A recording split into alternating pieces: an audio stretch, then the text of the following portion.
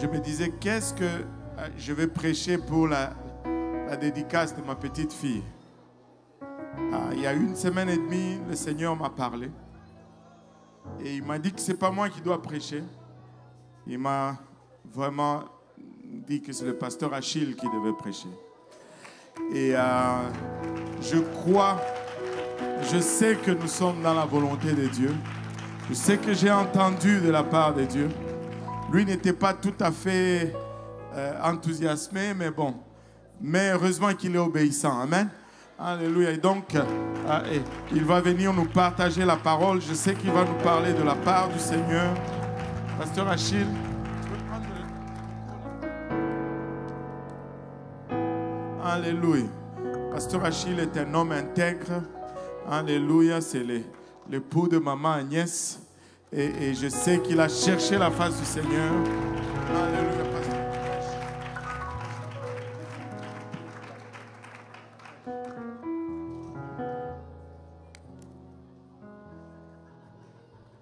Alléluia, gloire à Dieu tout le monde. Alléluia, est-ce qu'on peut battre nos mains pour le Seigneur? Alléluia, merci Seigneur. Alléluia. Je crois que nous pouvons faire mieux que ça, peuple de Dieu. Alléluia. Est-ce qu'on peut battre nos mains pour le Seigneur, le roi des rois? Alléluia. Il est digne de louange, il est digne d'honneur, il est digne de gloire, il est digne d'adoration. Alléluia. Merci Seigneur. Alléluia. Alléluia. Amen. Le Seigneur est bon, n'est-ce pas? Wow. Le Seigneur est bon, n'est-ce pas? Alléluia. Le Seigneur est bon. Et je rends grâce au Seigneur. Vous pouvez vous asseoir. Vous pouvez voir que je suis un peu désorienté. Je ne suis pas dans mon lieu de confort. Amen. Moi, je suis habitué à aller à l'église de l'Est. Et bien que j'ai connu le Seigneur dans cette église ici, mais c'est quand même un peu intimidant, je dois être honnête avec vous, de revenir à Saint-Laurent devant tous ces hommes de Dieu. Mais c'est tout simplement un privilège pour moi que de me tenir devant le peuple de Dieu aujourd'hui. Amen. Et quand le pasteur m'a appelé pour me demander d'apporter la parole aujourd'hui, j'ai pensé que c'était une blague. Je pensais que c'était vraiment une blague. Si c'était juste un jour comme ça, ça aurait été une chose. Mais là, en plus, il commence en me disant, c'est la dédicace de Maëlys et c'est toi qui vas prêcher. C'est comme s'il voulait rajouter le stress par-dessus. Bon, la seule chose qui me rassure souvent, c'est que moi, j'ai appris une chose, quand le Seigneur te demande de faire quelque chose, tu le fais tout simplement. On n'est pas là pour faire une quelconque prestation. On n'est pas là pour montrer à quel point on connaît. On est tout simplement là pour être obéissant au Seigneur. Amen. Et je crois que le Seigneur a une parole pour nous aujourd'hui. Amen. Et qui est prêt pour entendre la parole du Seigneur? Alléluia. J'aimerais honorer tous ceux qui sont là. Il y a tellement de gens honorés. Pasteur Luc, le pasteur Yannick. Je sais que si je commence à citer les noms, je vais oublier, mais j'aimerais honorer tous les hommes de Dieu. Amen. Qui sont là et qui font un travail extraordinaire. Peuple de Dieu, laissez-moi vous dire, nous sommes bénis avec une équipe extraordinaire. Amen.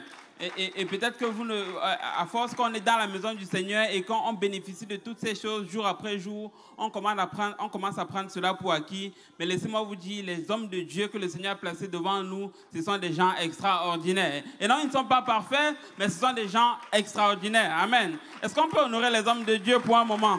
Alléluia. Merci Seigneur. Amen. Et je vais essayer d'être rapide. Et si on peut se lever pour un moment, nous allons lire le verset d'introduction. Je suis dans Josué chapitre 24 à partir du verset 15. Amen.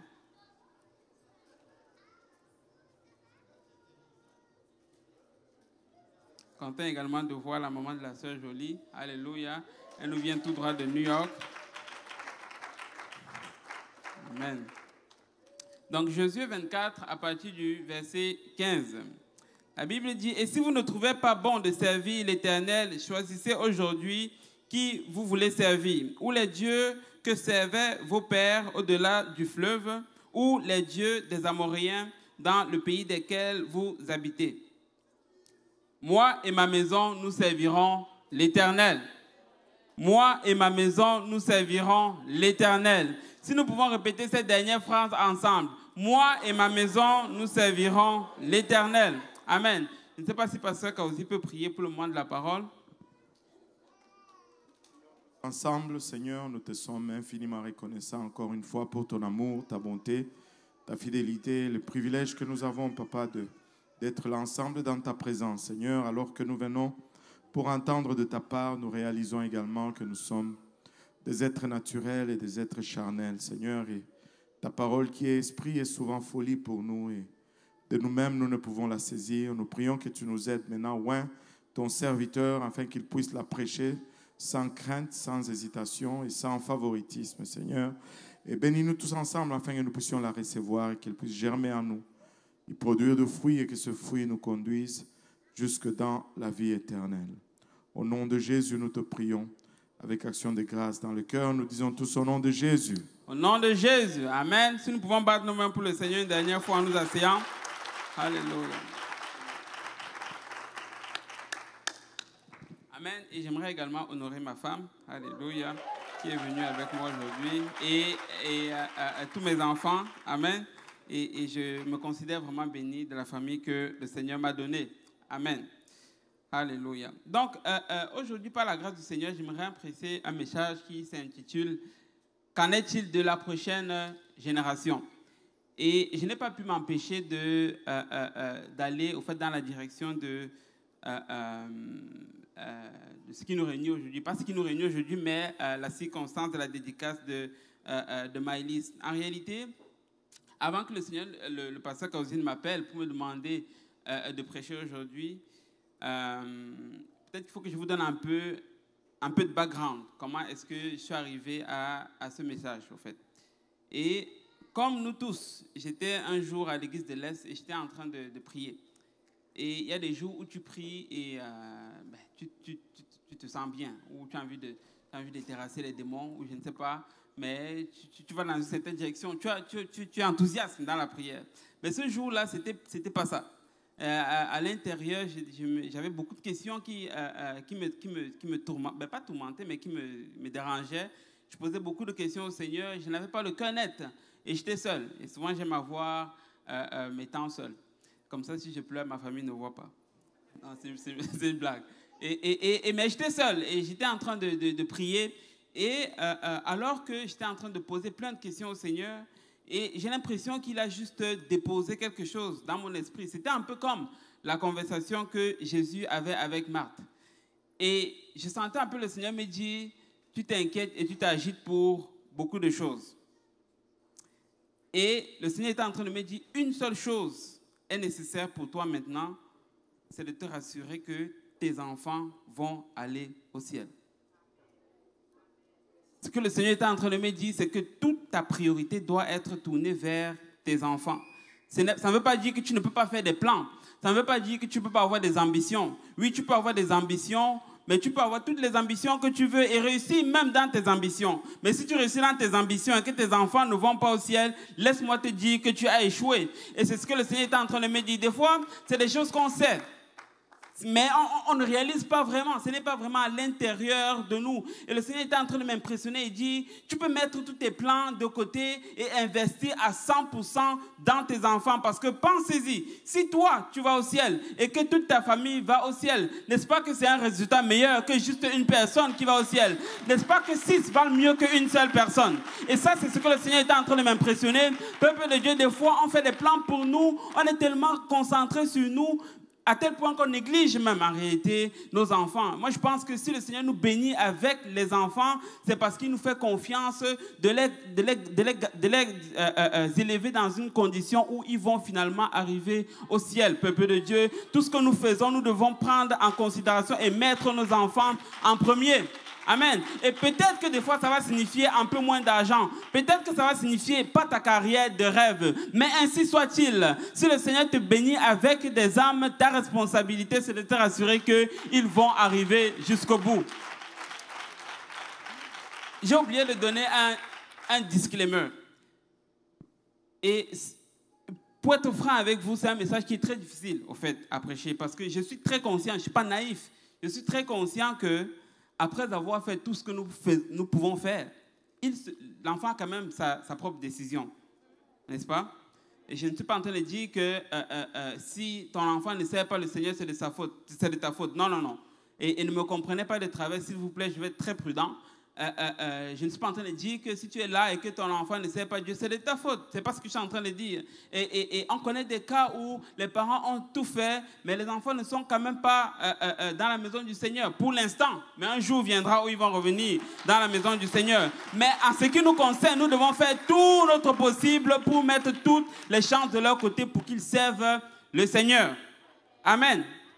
Et laissez-moi vous dire, ça a changé complètement ma façon de voir. Et quelque part, ça m'a donné de la paix. Et j'ai réalisé que, oui, je savais avant qu'il faut que mes enfants y arrivent. Mais peut-être que je ne mettais pas tout l'investissement nécessaire. Et là, j'ai commencé à changer complètement mes plans. Et je ne vais pas vous dire, évidemment, c'est quoi mes plans, quand même. Hein?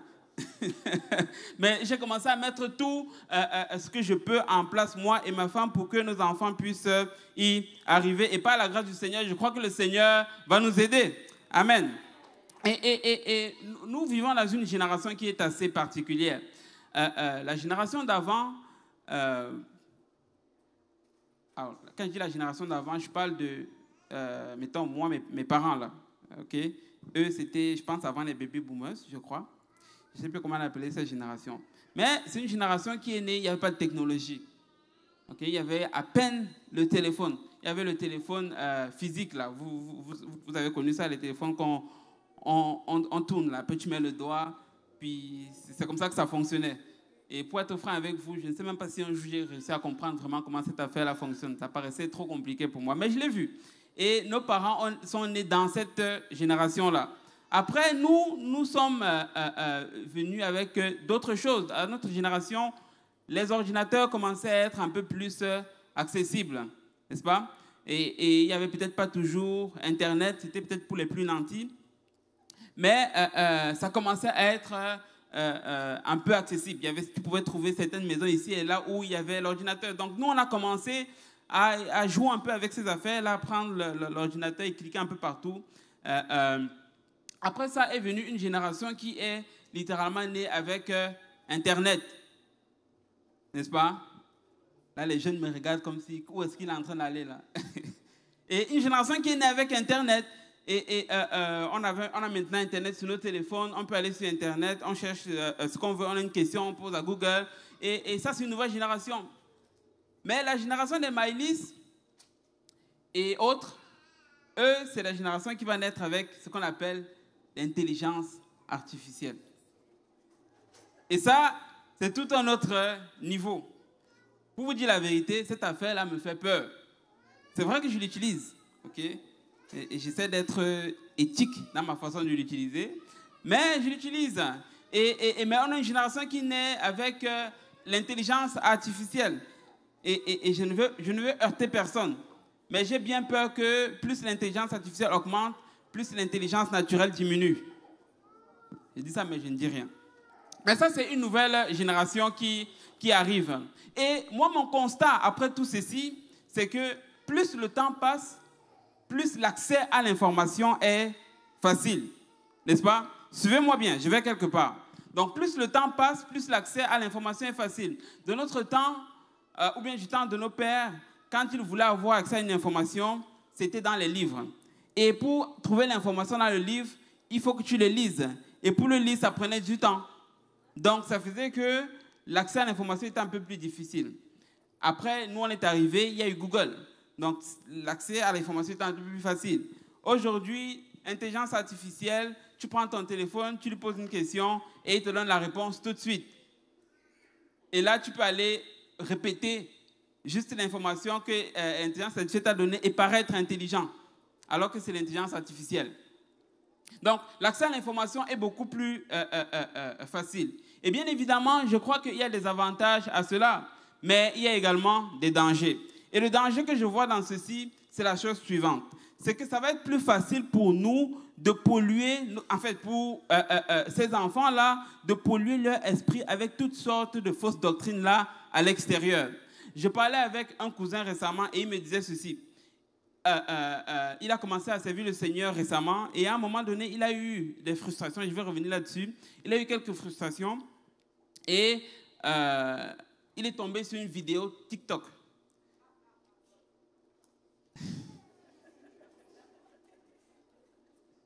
Ok. Il est tombé sur une vidéo, je vais laisser ça. Il est tombé sur une vidéo TikTok. Et la vidéo TikTok essaie de démontrer au fait que tout ce à quoi on croit là, nous les chrétiens là, en fait, on nous a lavé le cerveau. Et au fait, c'est les kémites qui ont raison. Et dans la vidéo en question, il y avait carrément un tableau qui montrait toutes les contradictions qu'il y a dans la Bible. Et là, il me parlait de ça. Et il me dit, Achille, dans mon moment où j'étais offensé, j'avais de l'amertume, je suis tombé sur une vidéo pareille. Imagine qu'est-ce que ça a fait.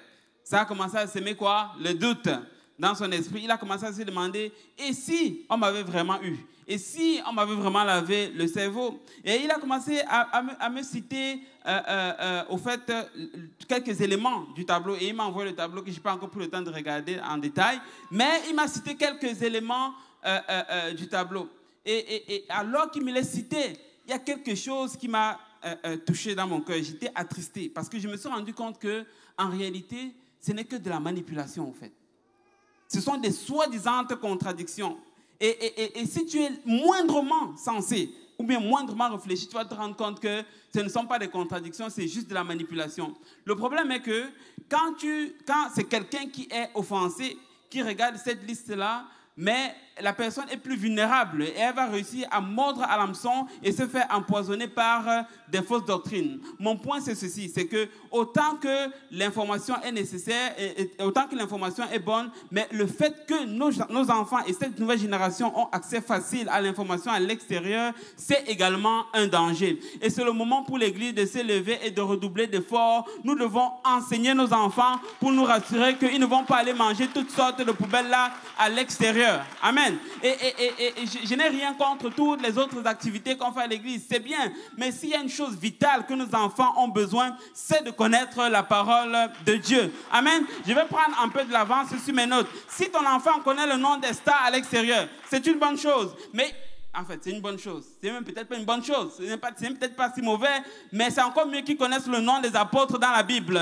Il vaudrait mieux que ton enfant connaisse le nom de Paul, de Jean et de Jacques, plutôt que de LeBron James. Amen. LeBron James n'a rien fait pour eux, mais Paul, c'est un exemple pour nos enfants. Amen. Et nous voulons veiller sur nos enfants pour être sûrs que ce qui rentre dans leur tête, ce qui rentre dans leur esprit, ce qui rentre dans leur cœur, c'est exactement ce qui va les amener au ciel, peuple de Dieu. Ça ne va pas arriver par magie. Et ce n'est pas l'école du dimanche qui va le faire pour nous, en passant. Oh oui, l'école du dimanche va nous aider. Mais nous, les parents, nous devons enseigner la parole de Dieu à nos enfants. Le matin, le soir, le lundi, le mardi, le mercredi, le jeudi. Nos enfants doivent réciter la parole de Dieu. N'est-ce pas qu'à l'école, ils récitent des poèmes? Ils récitent des poèmes à l'école, n'est-ce pas? Alors, ils vont réciter les psaumes. S'ils peuvent réciter les poèmes à l'école, ils peuvent réciter les psaumes, peuple de Dieu. Et peut-être qu'ils ne vont pas tout comprendre, mais ça commence par peut-être la répétition. Mais à un moment donné, ça va rentrer dans leur cœur. C'est dès le bas âge, peuple de Dieu, que nous devons commencer avec nos enfants.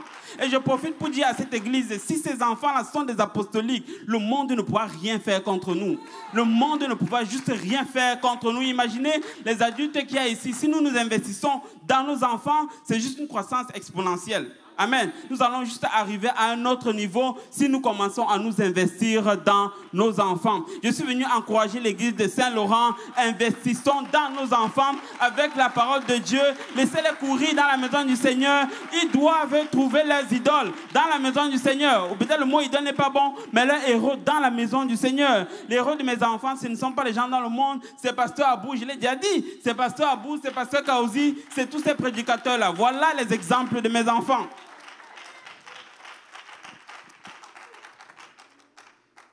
Et nous devons être conscients de cela, peuple de Dieu. Et donc, je profite, peut-être que j'ai peut-être l'impression de parler juste aux parents. Et c'est vrai, dans un sens, je ne parle pas juste aux parents, mais je pense que nous tous, même ici, si on n'est pas parents, on a de l'influence sur des gens. Ce n'est peut-être pas ton enfant, mais tu as de l'influence. Tu peux avoir de l'influence sur quelqu'un. Et nous voulons nous investir dans quelqu'un.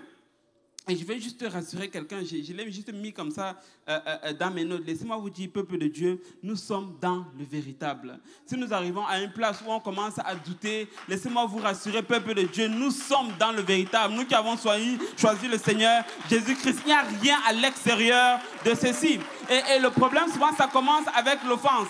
Quand on commence à être offensé, là, on commence à penser que peut-être que ceci n'est pas réel. Laissez-moi vous dire, il n'y a rien d'aussi réel que ce que nous sommes en train de vivre. Nous sommes dans le véritable. Regardez ce que la Bible dit dans 1 Jean 5, le verset 20. Nous savons aussi que le Fils de Dieu est venu et il nous a donné l'intelligence pour connaître le véritable. Et nous sommes dans le véritable en son Fils Jésus-Christ. C'est lui. C'est ce Jésus-Christ-là qui est le Dieu véritable et la vie éternelle. Petits enfants, gardez-vous des idoles. Laissez-moi vous dire, nous sommes dans le véritable. Et nous allons dire cela à nos enfants, ils sont dans le véritable. On ne va pas laisser quelqu'un à l'école leur dire le contraire. Nous sommes dans le véritable et nous avons choisi la bonne part, peuple de Dieu. Il dit, petits enfants, gardez-vous des idoles. Amen. Nous avons choisi la bonne part. Et je vais finir, fermer la parenthèse avec cette affaire d'offense, parce que je sais que ça fait beaucoup de dégâts dans la maison du Seigneur. Laisse-moi te dire une chose. Si tu es dans la maison du Seigneur depuis une semaine, il y a de fortes chances que tu as déjà probablement été offensé. Oui, il y en a qui sont plus offensables que d'autres. Mais à un moment donné, nous allons être offensés. C'est inévitable, n'est-ce pas, Pasteur Luc? C'est inévitable. Nous allons être offensés à un moment donné. Et parce que nous sommes des êtres humains. Et la chose qui est la plus dramatique, c'est que souvent, la personne qui t'a offensé ne sait même pas qu'elle t'a offensé. Et je pense que 90%, je n'ai pas fait de statistiques, mais plus souvent qu'autrement, la personne n'a même pas fait exprès. Et le drame avec l'offense, c'est que la personne qui va y laisser sa foi, c'est la personne qui est offensée. Peut-être à juste titre. Peut-être que la personne t'a vraiment fait du tort. Ce n'est pas ça le point. Mais le problème, c'est que c'est toi qui es offensé. Pour ceux qui ont fait PIA, il y a un livre qui s'intitule « L'offense, l'arme cachée de Satan ». N'est-ce pas? Et c'est un livre juste puissant. Et une des choses que le diable, fait beaucoup dans la fin des temps, c'est qu'il va jouer beaucoup avec l'offense. Nous sommes offensés ici, offensés là, offensés ici. Mais j'ai réalisé une chose. Lorsque nous laissons l'offense nous ronger, en fait, on est en train d'ouvrir notre esprit ou bien notre âme, d'exposer notre âme à des esprits de séduction. C'est exactement ça qui arrive. Et à un moment donné, tu n'arrives même plus à penser correctement. Mais ce n'est pas que la chose n'est pas évidente. C'est tout simplement que tu n'as pas traité l'amertume. Tu as laissé l'offense générer l'amertume et tu n'as pas traité cette amertume. Et ça fait qu'à un moment donné, même les choses qui sont évidentes, même quand le Seigneur veut te parler, tu n'arrives pas parce que tu n'as pas traité l'amertume. Peuple de Dieu, nous devons nous débarrasser de l'offense. Nous savons que ça va arriver. Mais lorsque ça arrive, nous devons prier, nous devons parler, nous devons pardonner, nous devons relâcher et nous devons retourner dans le champ de mission.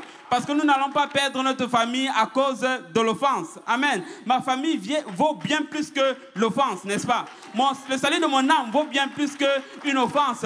Donc s'il faut que je sois offensé pour un peu de temps, ce n'est pas grave. Je vais relâcher parce qu'en arrière de ma tête, je sais que je ne veux pas abandonner. Sinon, c'est les membres de ma famille qui vont en pâtir. Amen. Nous ne voulons pas nous laisser avoir par l'offense. Donc la question que je nous pose, qu'en est-il de la prochaine génération? Qu'en est-il de la prochaine génération? Et nous devons commencer avec nos enfants quand ils sont encore jeunes. J'ai entendu des gens dire, ces enfants, ils sont encore petits.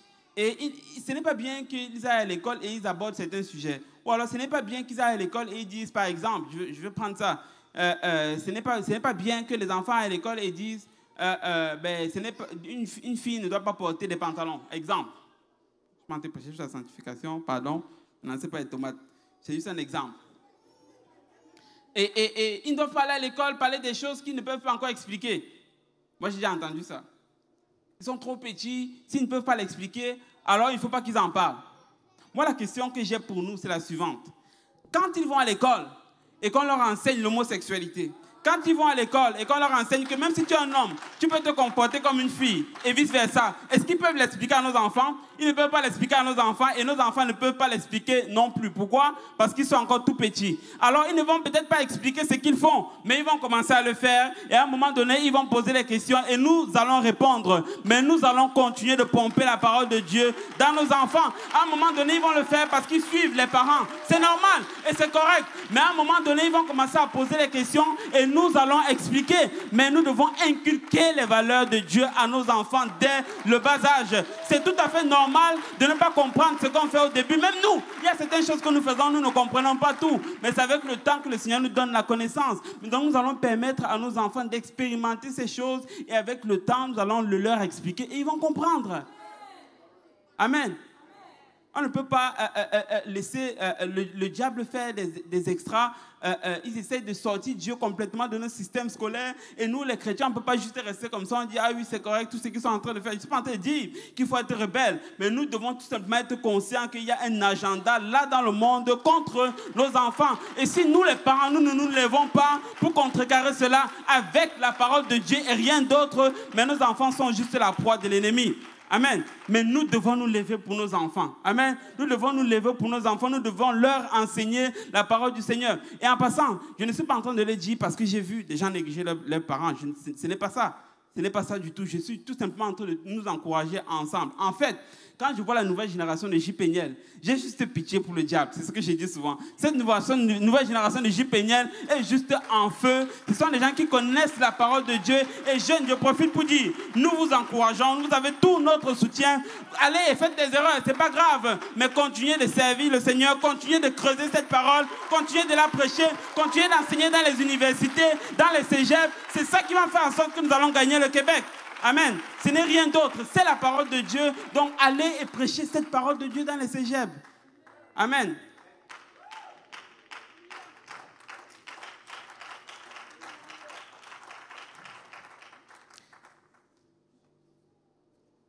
Et je vais accélérer un peu pour ne pas prendre beaucoup de temps. Et nous devons juste réaliser que nous tous ici, nous sommes le produit de quelqu'un. Si je suis dans la maison du Seigneur aujourd'hui, il y a quelqu'un qui en est responsable. C'est vrai, n'est-ce pas? Il y a quelqu'un qui m'a évangélisé quelque part. Il y a quelqu'un qui m'a enseigné la parole de Dieu. Il y a quelqu'un qui m'a enseigné l'exploration de la parole de Dieu. Il y a quelqu'un qui m'a pris et qui m'a mentoré, littéralement. Et je ne suis pas arrivé là par moi-même. Et il n'y a personne d'entre nous qui est arrivé ici par lui-même.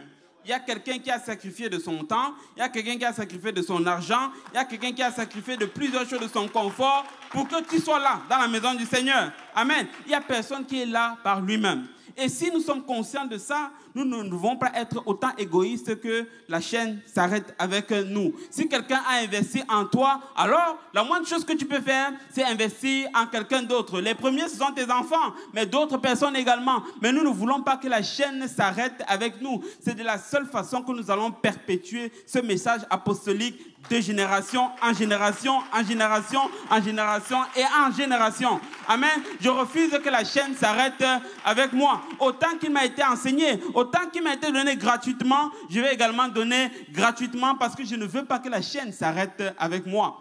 Amen. Tant et aussi longtemps que le Seigneur ne revient pas, nous n'allons pas être la dernière génération apostolique. Il va y avoir une autre génération qui va s'élever après nous et qui va faire davantage que ce que nous avons fait. Amen. Et je vais prendre un peu l'exemple de l'histoire de Josué que nous avons lu en introduction. Et je vais donner un peu le contexte ici. Vous allez voir qu'il y a quelque chose de tragique qui arrive.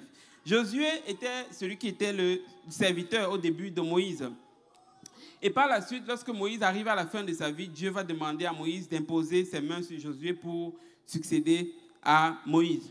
Et Dieu va dire quelque chose à Josué dès le début de son ministère. Il va dire que cette parole de la loi ne s'éloigne point de ta bouche.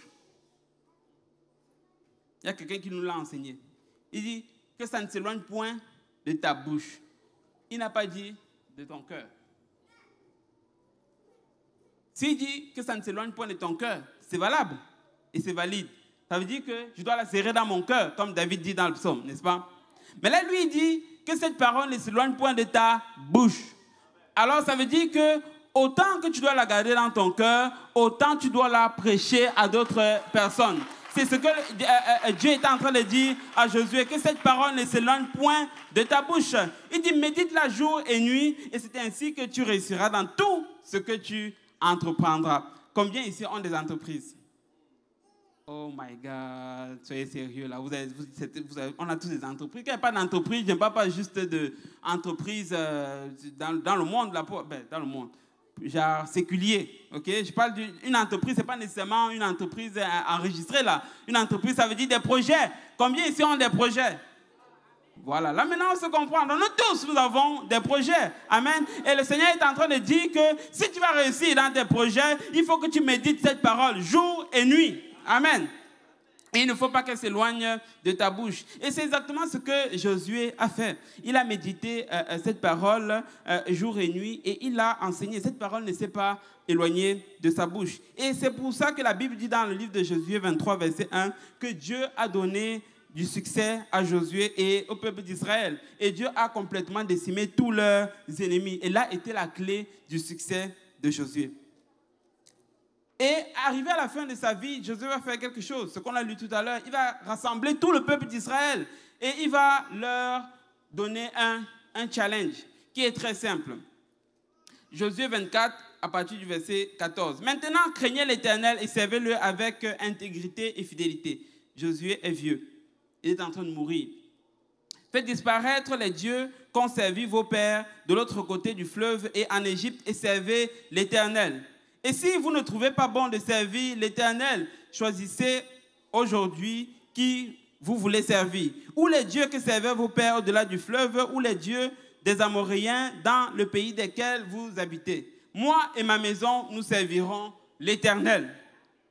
Et là, Josué a dit, vous pouvez choisir qui est-ce que vous allez servir, mais moi et ma maison, nous allons servir l'Éternel. Regardez ce que le verset 16 dit. Le peuple répondit et dit, loin de nous la pensée d'abandonner l'Éternel et de servir d'autres dieux. Donc, la génération de Josué, ils ont décidé, eux, de servir l'Éternel. Et là, quand tu lis la suite, tu te rends compte qu'effectivement, Dieu leur a donné du succès parce qu'ils ont servi l'Éternel. Mais la suite, malheureusement, n'est pas pareille. Regardez ce que la Bible dit dans Juge 2, le verset 7. Et ça, c'était après la mort de Josué. Juge, chapitre 2, le verset 7.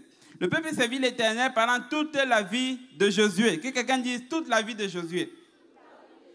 Et pendant toute la vie des anciens qui survécurent à Josué et qui avaient vu toutes les grandes choses que l'Éternel avait faites en faveur d'Israël. Josué, fils de Nun, serviteur de l'Éternel, mourut âgé de 110 ans.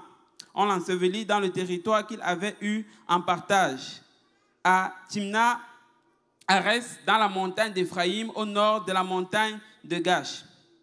Toute cette génération, regardez le verset 10, toute cette génération fut recueillie auprès de ses pères, et il s'éleva après elle une autre génération qui ne connaissait point l'Éternel, ni ce qu'il avait fait en faveur d'Israël. Et ça, c'était le drame de la génération qui est arrivée après celle de Josué. Il s'éleva après elle une autre génération qui ne connaissait point l'Éternel, ni ce qu'il avait fait en faveur d'Israël. Les enfants d'Israël firent alors ce qui déplaît à l'Éternel et ils servirent les Baals. Ils abandonnèrent l'Éternel, le Dieu de leur père, qui les avait fait sortir du pays d'Égypte, et ils allèrent auprès d'autres dieux, d'entre les dieux des peuples qui les entouraient, et ils se prosternaient devant eux et ils irritèrent l'Éternel. Ils abandonnèrent l'Éternel et servirent les Baals et les Astartés. N'est-ce pas triste? La colère de l'Éternel s'enflamma contre Israël et il les livra entre les mains des pillards qui les pillèrent.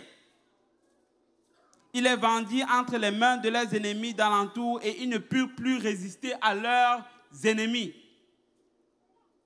La génération qui est arrivée après, la Bible nous dit qu'il s'est élevé une nouvelle génération qui, elle, ne connaissait pas l'Éternel. Et ils ont commencé à servir les Baals et les Astartés, ce qui a élevé la colère de l'Éternel. Et Dieu a commencé à les livrer entre la main des pillards qui les pillèrent. dit la Bible. Et la Bible nous dit qu'ils ne purent plus résister à leurs ennemis. Je crois ceci. Une des raisons pourquoi des fois nous n'arrivons pas à résister à nos ennemis, c'est parce que nous avons abandonné les voies de l'Éternel. Et on va se lever, on va essayer de chercher toutes sortes de solutions à gauche, à droite.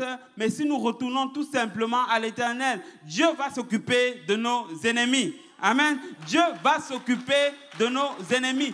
Tu peux les chasser si tu veux, tous les démons, tous les jours, tu te lèves, tu les connais par leur nom, tu les chasses les uns après les autres. Moi, je vais servir l'Éternel comme Josué et sa génération, et Dieu va s'occuper de mes ennemis. Amen. Je ne veux pas perdre mon temps à chasser les démons lundi, mardi, mercredi, jeudi, vendredi. Je vais m'occuper à servir l'Éternel, et Dieu, lui, va s'occuper de mes ennemis. Amen. Nous n'avons pas le temps à perdre à connaître tous les noms des démons, aller chasser les jours.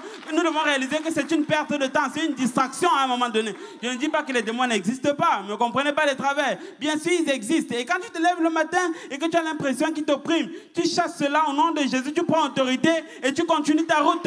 Tu n'as pas besoin de connaître tous les détails sur le diable. Dieu va s'en charger. Si nous servons l'Éternel, il va se charger de nos ennemis. S'il l'a fait avec Josué, il va le faire avec nous. Amen. Nous devons savoir qui est-ce que nous servons, peuple de Dieu. Nous devons nous concentrer sur la parole de Dieu et laisser le Seigneur s'occuper de ce que lui seul peut faire.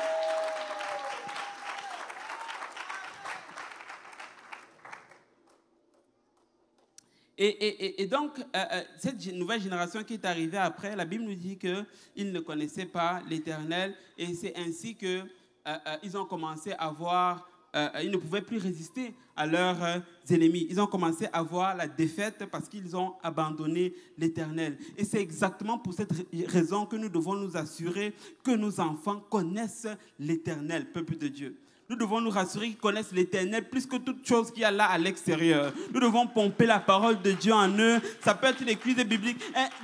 Cherchons tous les moyens qui sont possibles. Mais nous voulons nous rassurer que la parole de Dieu rentre dans leurs enfants. Et ça ne veut pas dire que ça doit toujours être plate. Non, ça peut être du fun. Nous pouvons avoir du fun avec nos enfants. Les jeux bibliques, toutes ces choses-là existent. Il y a du matériel qui existe pour encourager nos enfants, les pousser à aimer la parole de Dieu. Et laissez-moi vous dire, ces enfants, si on commence à s'investir en eux, ils sont intéressés dans la parole du Seigneur. Et je ne voulais pas trop aller là, mais je me souviens d'un jour, on a envoyé les enfants dormir. Et vous allez m'excuser pour la référence personnelle. On a envoyé les enfants dormir et Jonathan, encore Jonathan, ben, lui, il apprend à lire. Mais ça lui prend une semaine pour lire une phrase. Okay? Et vu que Pasteur Kazou lui a dit qu'il va prêcher, donc depuis là, il est en train de préparer son message. Et là, on envoie les enfants dormir. Et je m'en vais dans la chambre. Je vois le petit Jonathan avec la Bible d'adulte.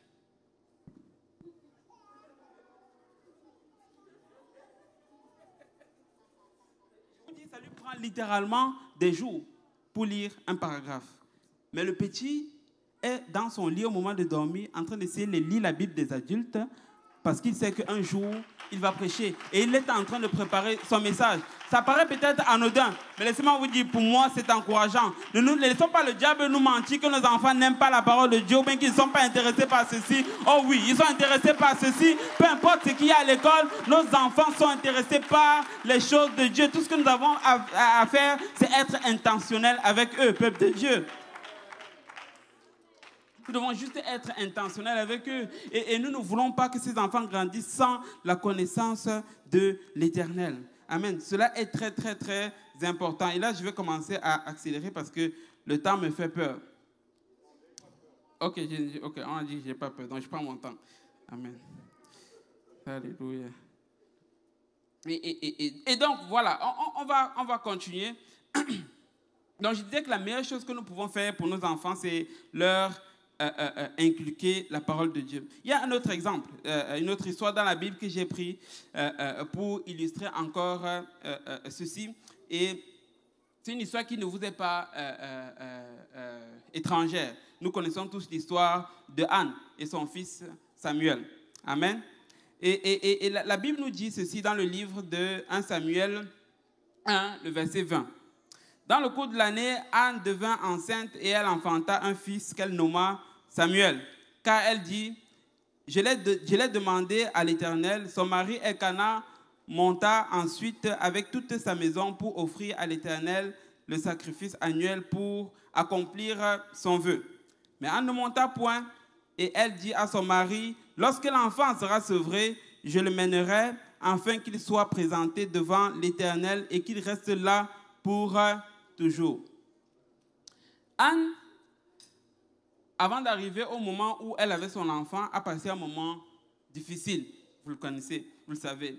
Anne n'arrivait pas à avoir d'enfant, mais elle avait une concubine qui s'appelait Pénina et qui n'arrêtait pas de la mortifier, la Bible nous dit.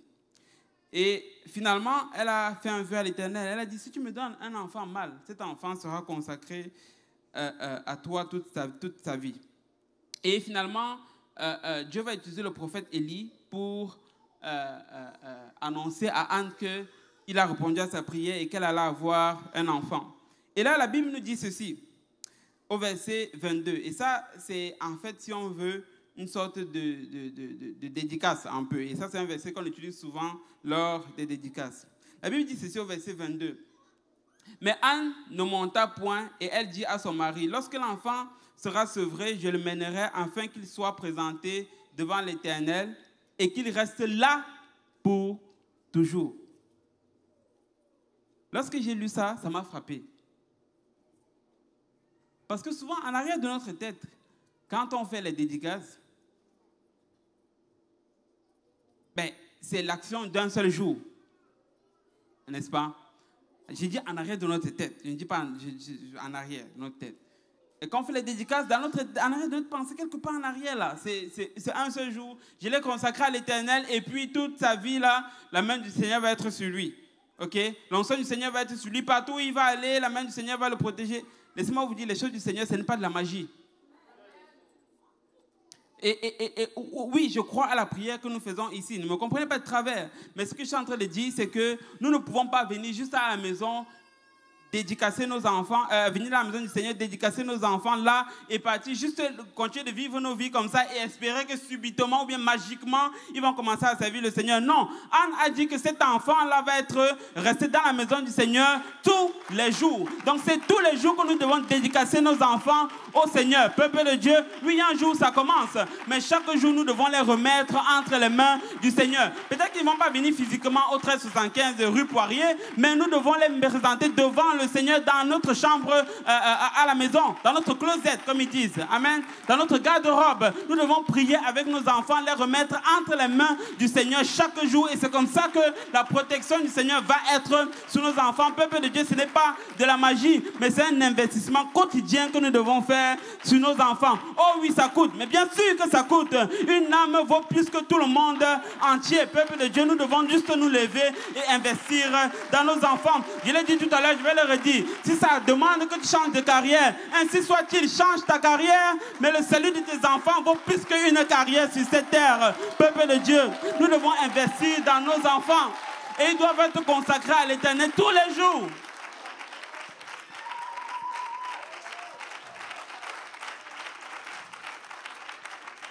La Bible dit ceci au verset 28. Aussi, je veux le prêter à l'Éternel et il sera toute sa vie prêté à l'Éternel et ils se prosternèrent là devant l'Éternel. Ce n'était pas juste l'action d'un seul jour que Anne avait fait. Nous devons réaliser ça. Mais c'est une action de tous les jours. Samuel était juste prêté à l'Éternel tous les jours de sa vie. Et laissez-moi vous dire que cela a porté fruit. Cela a porté fruit. Regardez ce que la Bible dit maintenant dans 1 Samuel 2, le verset 11. 1 Samuel 2, le verset 11. Et là, on va s'apprêter tranquillement à changer un peu de génération. Et on va voir la transition de génération qu'il y a ici, parce que la question, c'est toujours, qu'en est-il de la génération future? 1 Samuel 2, le verset 11. La Bible dit, Elkana s'en alla dans sa maison à Rama, et l'enfant fut au service de l'Éternel devant le sacrificateur Élie. Que quelqu'un dise Élie. Et donc, les parents ont investi sur le petit Samuel et ils l'amenaient dans la maison de l'Éternel et il a grandi littéralement au pied d'Élie. Et regardez ce que la Bible dit maintenant au verset suivant. Les fils d'Élie étaient des hommes pervers et ils ne connaissaient point l'Éternel. Ça, ce sont les fils d'Élie. La Bible dit qu'ils étaient des hommes pervers et ils ne connaissaient point l'Éternel. Et voici quelle était la manière d'agir de ces sacrificateurs à l'égard du peuple. Lorsque quelqu'un offrait un sacrifice, le serviteur du sacrificateur arrivait au moment où l'on faisait cuire la chair, tenant à la main une fourchette à 3 dents. Il piquait dans la chaudière, dans le chaudron, dans la marmite ou dans le pot. Et tout ce que la fourchette amenait, le sacrificateur le prenait pour lui. C'est ainsi qu'ils agissaient à l'égard de tous ceux d'Israël qui venaient là, à Silo. Et la Bible nous dit que les enfants d'Élie ne connaissaient point l'Éternel. Et suivez-moi bien parce que la suite va être un peu intéressante.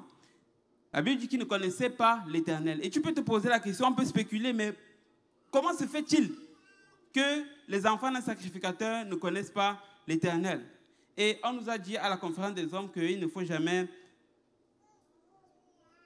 critiquer un homme de Dieu dans la Bible. Et je ne suis pas là pour critiquer Élie, mais je pense que son histoire peut tout simplement nous servir d'exemple, ou alors d'avertissement à tout le moins. Et n'est-ce pas que c'est triste qu'il soit dit des enfants de Dieu, des enfants de Dieu, qu'ils ne connaissent pas l'Éternel? N'est-ce pas que c'est un mauvais témoignage? Et je le redis encore, je ne suis pas en train de dire que si tes enfants ne savent pas l'Éternel, c'est de ta faute. Ce n'est pas ça du tout que je suis en train de dire. Et des fois, nous allons faire tout ce qui est notre possible et ils vont arriver à un moment, ils vont faire quand même leur choix. Et tout ce que nous avons à faire en ce moment-là, c'est juste de prier et les remettre entre les mains du Seigneur. Et la fidélité du Seigneur va faire en sorte qu'ils vont revenir dans la maison de Dieu. Mais je ne suis pas en train de dire que si tu es là et que tes enfants ne servent pas Dieu ou en ligne, c'est que c'est de ta faute. Ce n'est pas ça que je suis en train de dire. Mais dans le cas d'Élie, je ne sais pas, je ne veux pas poser le diagnostic, mais une chose est certaine, c'est quand même triste qu'il soit dit de nos enfants qui ne connaissaient pas l'Éternel. Regardez ce que la Bible dit donc dans 1 Samuel 3, le verset 1. 1 Samuel 3, le verset 1.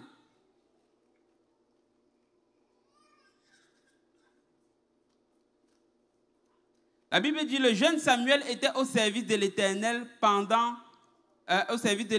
devant Élie, pardon.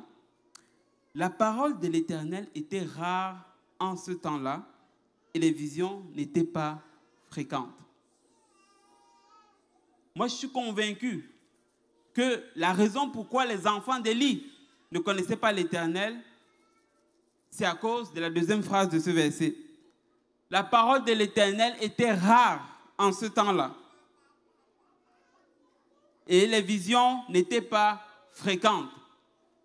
Bien sûr que si la parole de Dieu était rare, les enfants d'Élie n'allaient pas connaître l'Éternel. Il ne faut pas que la parole de Dieu soit rare dans nos maisons. Église de Saint-Laurent, la parole de Dieu doit être, des fois même ça doit tourner en boucle. Mais nous devons mettre les prédications. Il faut que la parole de Dieu rentre. Nous devons exposer continuellement nos enfants à la parole de Dieu. Et ça va rentrer un peu. Mais nous ne voulons pas que la parole de Dieu soit rare dans nos maisons. Amen. Mais regardez maintenant ce verset. Dans la version 8 secondes, ça dit, la parole de l'Éternel était rare en ce temps-là. Virgule, les visions n'étaient pas fréquentes. Dans certaines versions, à la place de la virgule, ça met point, virgule. Et j'ai regardé même en anglais. En réalité, ce que ce verset-là nous enseigne, c'est que le fait que les visions n'étaient pas fréquentes, c'était une conséquence du fait que la parole de l'Éternel était rare. En d'autres termes, les gens n'avaient pas les visions parce que la parole de Dieu était rare. Maintenant, peuple de Dieu, vous savez ce qui me fait peur? C'est que nous sommes dans une génération où la parole de Dieu est rare, mais il y a quand même beaucoup de visions. La parole de Dieu est rare, mais il y a quand même beaucoup de révélations. La parole de Dieu est rare, mais les gens entendent quand même beaucoup de la part du Seigneur.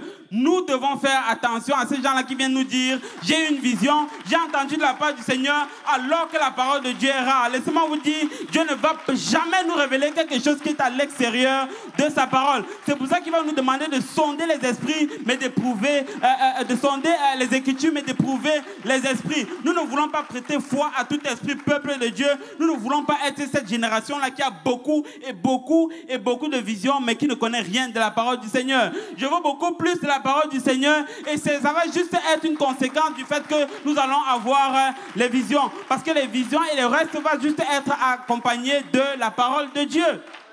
Est-ce que vous comprenez ce que je suis en train d'essayer de dire? Nous ne voulons pas être cette génération qui court après les visions, après le surnaturel, mais qui rejette la parole de Dieu. C'est une désillusion du diable, peuple de Dieu. Nous devons faire attention. Nous devons retourner à la simplicité de la parole de Dieu. C'est ça qui fait la différence. C'est ça qui fait la différence. Et je ne peux pas, je peux peut-être pas le prouver. Bishop Kaozi va peut-être, c'est ça, à eux, les érudits. Moi, je ne peux pas le prouver. Mais je ne vois pas comment, dans ma tête, le fait d'avoir beaucoup de visions, le fait de beaucoup prophétiser, je ne vois pas en quoi ça va garder mes enfants. Si vous comprenez ce que j'essaie de dire, je ne vois pas comment. Oui, peut-être que ça peut impacter, ça peut leur montrer que Dieu est réel. Mais est-ce que ça met réellement une substance en eux qui va faire en sorte qu'ils vont s'établir sur quelque chose? Moi, ce que je vois dans la parole de Dieu, c'est qui fait que les gens sont établis, c'est la parole de Dieu. La chose qui va les garder, la chose qui va les fidéliser dans la maison du Seigneur, c'est la parole de Dieu, peuple de Dieu. Je ne suis pas en train de cracher sur les visions ou bien sur les miracles et toutes ces choses-là. Ces choses-là ont leur place, mais ça ne pourra jamais remplacer la parole de Dieu. Si nous voulons garantir que nos enfants vont rester des apostoliques, il va falloir qu'ils connaissent la parole de Dieu, frère Pierre. Il va falloir qu'ils récitent cette parole, il va falloir qu'ils la méditent jour et nuit comme nous les parents. Il va falloir qu'ils puissent la réciter également, comme ils récitent les poèmes à l'école. Amen.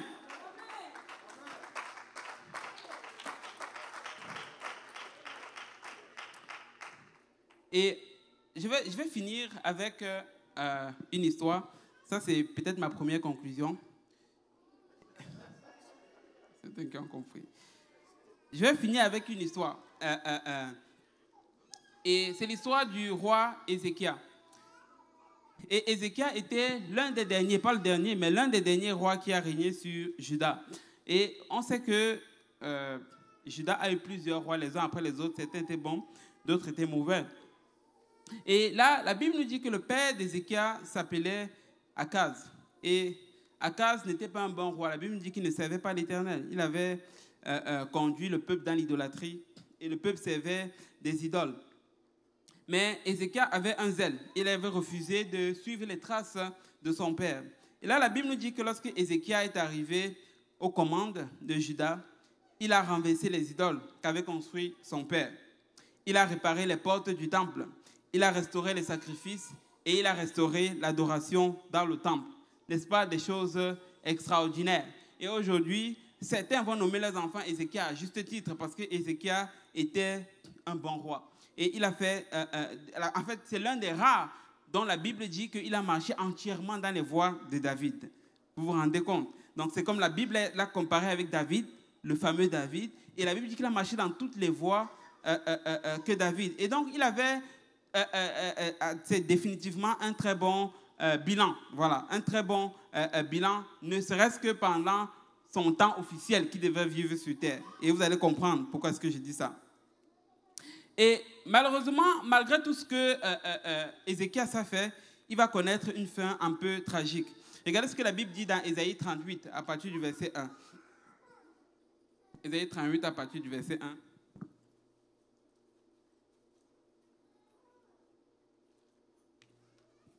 Excusez-moi, j'ai la gorge un peu sèche. Ésaïe 38, à partir du verset 1. En ce temps-là, Ézéchias fut malade à la mort.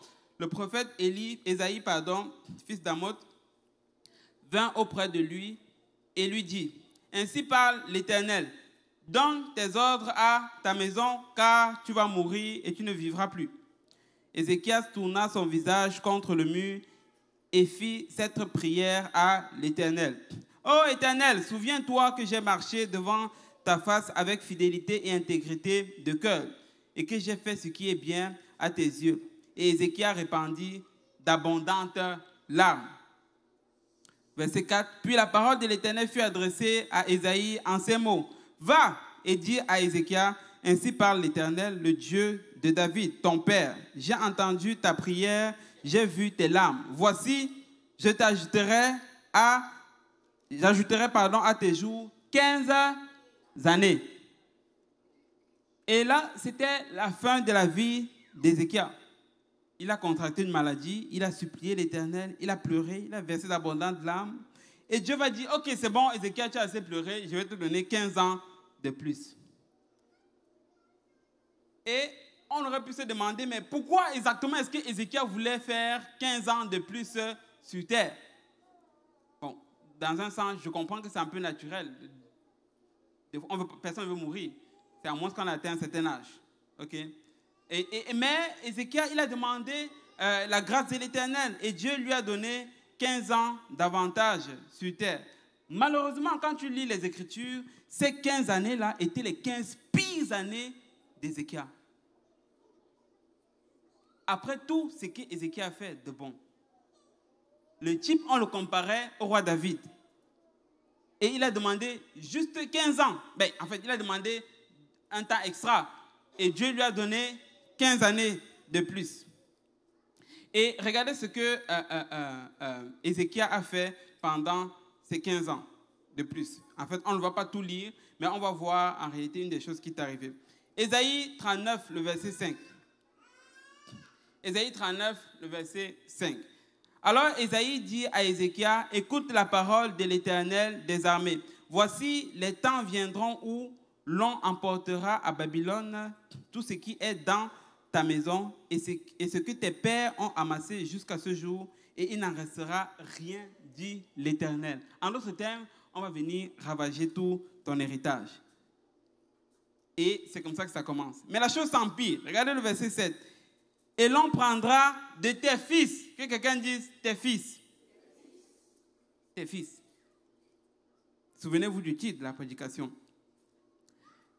Et l'on prendra de tes fils qui seront sortis de toi, que tu auras engendrés pour en faire des eunuques dans le palais d'un roi de Babylone. Ézéchias répondit à Ésaïe. Et voici le drame. Ézéchias répondit à Ésaïe, la parole de l'Éternel que tu as prononcée est bonne.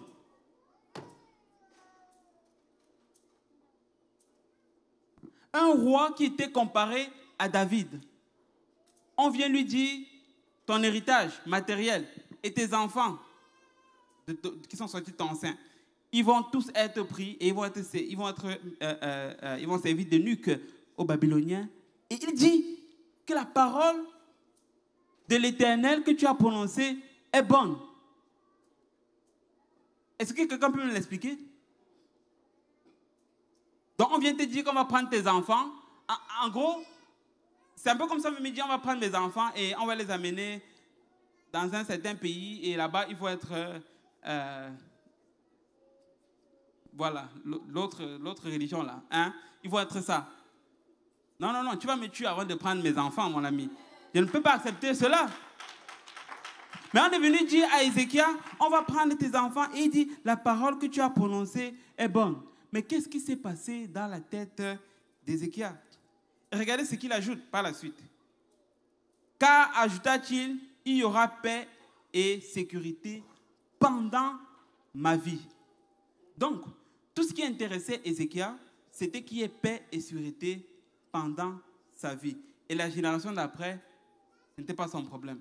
Que cela ne soit pas notre portion, peuple de Dieu. Nous refusons, nous voulons que ceci va continuer avec nos enfants. Et si le Seigneur tarde, que ça continue avec les enfants de nos enfants. Et si le Seigneur tarde, que ça continue avec les enfants de nos enfants. Et si le Seigneur tarde, que ça continue avec les enfants de nos enfants. Mais ça ne va pas s'arrêter avec nous, peuple de Dieu. Je refuse que le diable vienne me prendre de mes enfants. Amen. Et pendant les 15 dernières années de la vie d'Ézéchias, il avait complètement perdu son témoignage au point où il était prêt de sacrifier carrément ses fils. Mais cela ne sera pas dit de nous, peuple de Dieu. Nous allons investir dans nos enfants. Et j'aimerais dire ceci. Si tu réussis et que tes enfants échouent, si nous réussissons et que nos enfants échouent, quelque part nous avons échoué. Et s'ils échouent parce que nous n'avons pas fait notre devoir, quelque part, nous avons échoué. Mais si nous réussissons et que nos enfants réussissent, nous avons doublement réussi. Amen. Non, nous ne voulons pas réussir seuls, mais nous voulons nous rassurer que la génération qui vient après nous va servir le Seigneur. Et là, il était donc prêt à sacrifier ses enfants. Et quand tu vas dans le livre de 2 Chroniques, et ça c'est ma deuxième conclusion, quand tu vas dans le livre de 2 Chroniques, chapitre 32, le verset 30, non mais pour de vrai, je commence à conclure. 2 Chroniques, chapitre 32, à partir du verset 33. Je l'ai vraiment plus pour longtemps. Chapitre 33. La Bible nous raconte encore la même histoire d'Ézéchias, mais ça vient rajouter au fait, justement, qu'est-ce que la génération d'après a fait. La Bible dit ceci: Ézéchias se coucha avec ses pères et on l'enterra dans le lieu le plus élevé des sépulcres des fils de David. Tout Juda et les habitants de Jérusalem lui rendirent honneur à sa mort. Et Manassé, son fils, régna à sa place. Le fils d'Ézéchias, c'était Manassé. Mais Manassé, regardez ce que la Bible dit en ce qui concerne Manassé, chapitre suivant, chapitre 33, verset 1. Manassé avait 12 ans lorsqu'il devint roi et il régna 50 ans dans Jérusalem. Faites le calcul. Et Manassé avait quel âge? 12 ans. Ça veut dire que, si on fait bien le calcul, Manassé est né pendant les 15 années extra de la vie de Ézéchias. Est-ce que mes calculs sont bons? Est-ce que mes calculs sont bons? Ça veut dire qu'il est né pendant les 15 années extra de la vie d'Ézéchias. Et peut-être que si Ézéchias n'avait pas, pas jeté l'éponge, mais avait juste réalisé que ok, c'est bon, ma mission est finie et je m'en vais, peut-être qu'on n'aurait pas eu en réalité cela. Et la raison pourquoi est-ce que je mentionne ça, c'est à cause du verset suivant. Regardez ce que la Bible dit au verset 2. Il fit ce qui est mal aux yeux de l'Éternel, selon les abominations des nations que l'Éternel avait chassées devant les enfants d'Israël. Il rebâtit les hauts lieux qu'Ézéchias, son père, avait renversés. Il éleva des autels au Baal et fit des idoles d'Astarté et se prosterna devant toute l'armée des cieux et la servit. Ézéchias a passé toute sa vie à servir l'Éternel. Il a conduit Israël dans le fait de servir l'Éternel. Mais dans les 15 années extra de sa vie, il a eu Manassé qui est venu complètement tout renverser, remettre tout à terre, ce que son père avait fait. Tout simplement parce que Ézéchias, à un moment donné, ce qui l'intéressait, c'est qu'il y ait paix et sûreté pendant sa vie. Mais la génération suivante, ce n'était pas son problème. Et le même danger nous guette, au fait, si on n'investit pas dans la génération suivante. C'est que si on n'investit pas, pensez-y, dans la génération suivante, en fait, c'est un peu comme si tout ce qu'on est en train de faire ne sert à rien. Un peu comme si on est en train de jeter à l'eau tous les efforts que nous avons faits.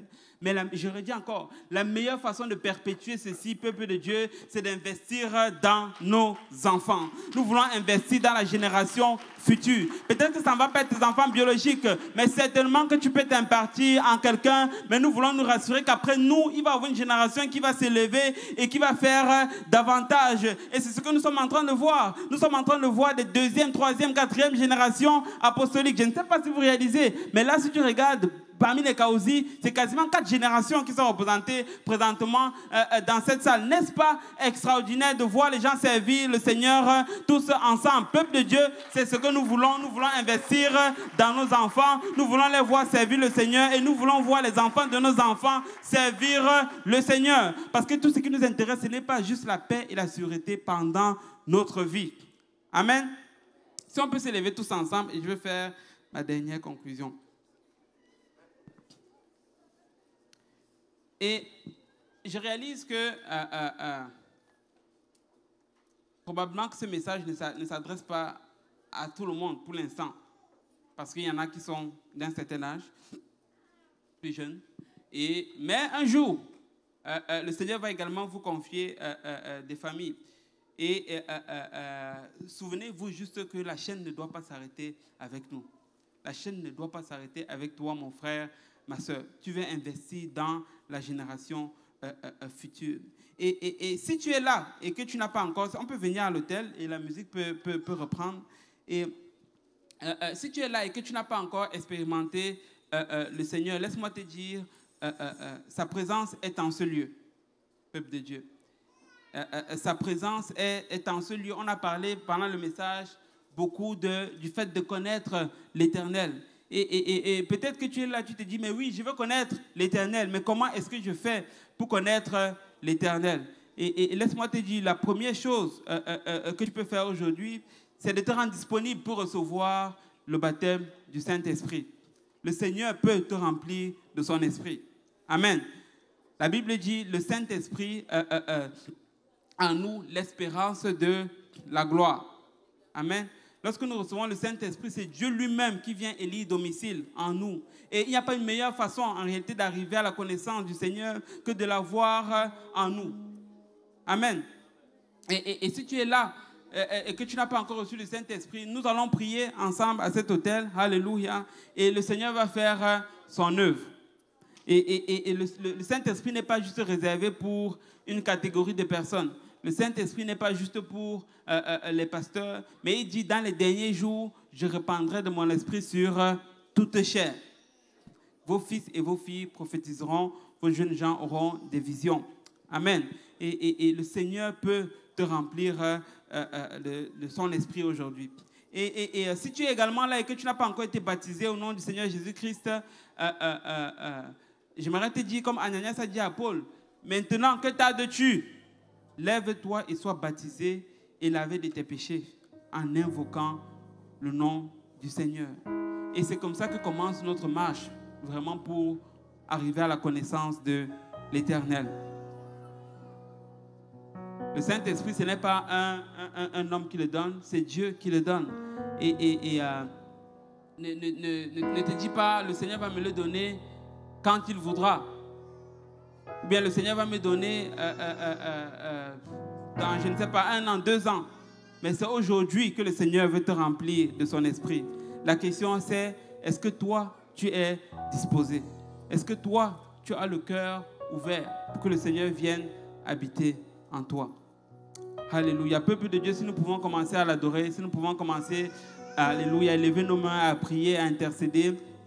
Alléluia. Nous pouvons élever le nom du Seigneur. Oublie un peu pour un moment ton voisin à ta gauche, à ta droite. Nous allons nous connecter entre les mains du Seigneur. Il viendra le moment où nous allons commencer à prier. Mais je ressens que pour l'instant, nous devons juste nous connecter au Seigneur. Alléluia. Nous devons nous connecter au Seigneur et lui permettre de faire son travail. Alléluia.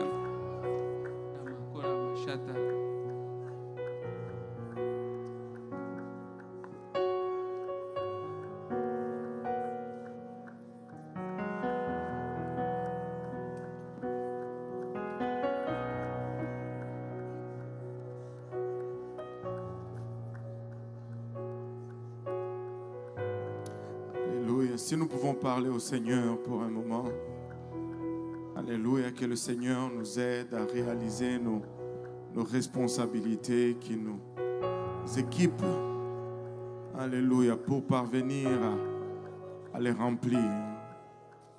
Alléluia. Qu'en est-il de la prochaine génération? Alléluia. Alléluia, Jésus. Alléluia, Seigneur. Alléluia, Seigneur.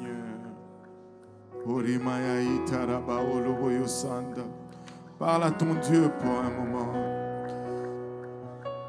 Élève ta voix et parle à ton Dieu pour un moment. Alléluia. Ce n'est pas toujours qu'on entend un message tel. Mais oh, combien ce message est important. Combien ce message résonne. Alléluia. Parce qu'il y a une course qui se dessine pour la destinée de nos enfants. Alléluia, Jésus. Alléluia, Jésus. Haramaya kitaraya eta.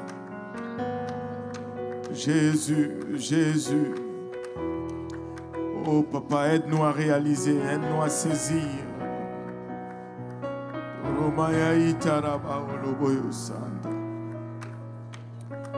Papa, nos enfants, nous les abandonnons entre tes saints bras, Seigneur.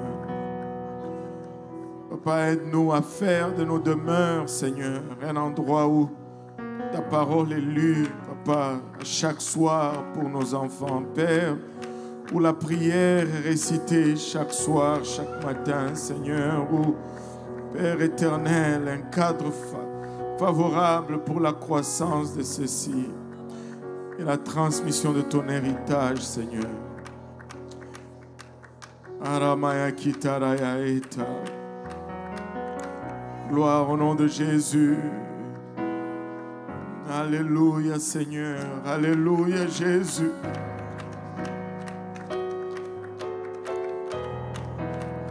Alléluia, Seigneur. Alléluia. Alléluia. Et certes, si nous-mêmes, nous ne sommes pas encore là en harmonie avec le Seigneur, nous pouvons l'être aujourd'hui. Nous pouvons, alléluia, entrer en alliance avec lui aujourd'hui. Alléluia. Alléluia, Jésus. Orimaya itaraba oloboyo sanda. Kitamanaya itaraba oloboyo sanda.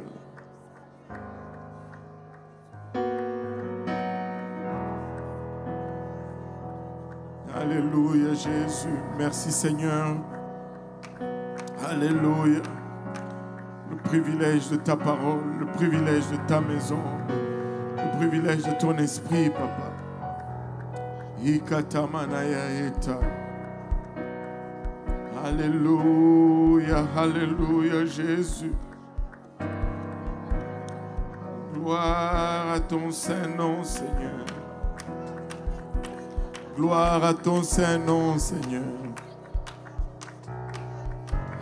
Gloire à ton Saint-Nom, Seigneur Jésus. Alléluia. Parle à ton Dieu pour un moment. Parle donc à ton Dieu pour un moment. Il a bachat. Alléluia. Alléluia, Jésus. Alléluia, Seigneur. Alléluia. Alléluia, Papa. Il est digne, il est digne, il est digne.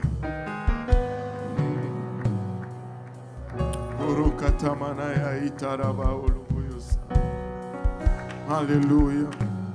Moi et ma maison, nous servirons l'Éternel. Moi et ma maison, nous servirons l'Éternel, Papa. Harimaya itaraba oloboyosa. Alléluia. Haramaya itaraba oloboyosanda. Gloire au nom de Jésus.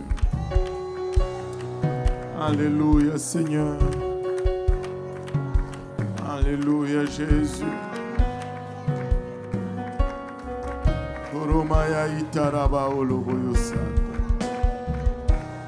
Gloire à ton Saint-Nom, Seigneur. Gloire à ton Saint-Nom, Seigneur. Gloire à ton Saint-Nom, Seigneur. Alléluia. Vous savez, nous vivons dans une génération où si nous ne nous occupons pas de nos enfants, le monde va s'occuper de nos enfants. J'étais en train de suivre, je ne sais pas s'il y en a qui suivent ça. Il y a un nouveau débat ou une nouvelle loi qui devrait être passée pour enlever les signes qui disent ostentatoires à l'école primaire. C'est-à-dire, un enfant ne peut pas aller à l'école avec un signe religieux. Et il y avait un débat, deux personnes faisaient le débat et les propos de la femme m'ont vraiment captivé, m'ont vraiment intéressé. Ils disent que non, il faut qu'on fasse cela, il faut qu'on passe cette loi parce que un enfant de 5 ans, il n'a pas eu le choix de porter ce signe religieux. Donc, il n'est pas capable de faire le choix Je ne sais pas si ça résonne dans votre esprit. En d'autres termes, les parents doivent s'asseoir avec un enfant de 5 ans et lui, avoir un débat avec lui, demander est-ce que tu penses que tu ferais cela? Je me demande si on leur demande le choix s'ils veulent aller à l'école ou pas, déjà en partant. Il y a une guerre réelle pour nos progénitures. Et si nous ne prenons pas cela au sérieux, si cela n'est pas inculqué dans la maison, ce n'est pas l'Église qui va faire la différence. Ça doit partir de la maison. On doit prendre du temps pour la parole de Dieu avec nos enfants. Sinon, même s'ils voulaient, ils ne sauront même pas se défendre. Alléluia. Et certes, ce n'est pas le message que tu veux prêcher quand tu vas quelque part. Mais merci, Pasteur Achille, d'avoir été obéissant à l'Esprit. Et ce n'est peut-être pas le message qui va te rendre célèbre, mais c'est le message qui va rendre le nom de Jésus célèbre dans nos maisons. Amen. Alléluia. Vous savez, il faut que ça continue avec nos enfants. Il faut que ça continue avec nos petits-enfants. De génération en génération. Nous devons produire des apostoliques. Nous devons produire des apostoliques. Et ça commence à la maison. Alléluia. Et pour que ça commence à la maison, il faut que nous-mêmes nous soyons alignés avec la parole de Dieu. Alléluia. Certains d'entre vous, vous étiez ceux qui ont amené l'apostolique dans la maison de vos parents. Alléluia. Mais ne relâchez pas maintenant. Gardez cela dans votre maison. Alléluia. Et que vos enfants soient apostoliques. Pas seulement d'étiquette, mais en pratique. Amen. Faites des quiz bibliques à la maison le soir. Il y a tellement de choses que vous pouvez faire avec les enfants. Ne les endormez pas sur l'histoire de Blanche-Neige. Endormez-les sur l'histoire d'Esther. Alléluia. Alléluia. Gloire au nom de Jésus. Alléluia. Et que le Seigneur ait sa volonté avec nous. Amen. Alléluia. La prochaine génération doit se lever. Moi et ma maison, nous servirons l'Éternel. Battons nos mains pour le Seigneur. Alléluia. Alléluia. Et prenons ce message à cœur. Prenons ce message à cœur. Amen. Et si vous êtes là et que vous n'êtes pas encore baptisé au nom de Jésus, je ne peux pas partir sans donner cette opportunité à quelqu'un. Nous avons l'eau, nous avons des vêtements de réchange. Ça ne prend que votre obéissance. Alléluia. Si vous n'avez pas encore reçu le don du Saint-Esprit avec l'évidence de parler en langue, vous pouvez le recevoir aujourd'hui. Alléluia. Nous sommes dans un environnement où les gens reçoivent régulièrement le Saint-Esprit. Alléluia. Sinon, que le Seigneur vous bénisse. Alléluia. Et que le Seigneur vous accorde sa sagesse. Et Alléluia. Gloire au nom de Jésus.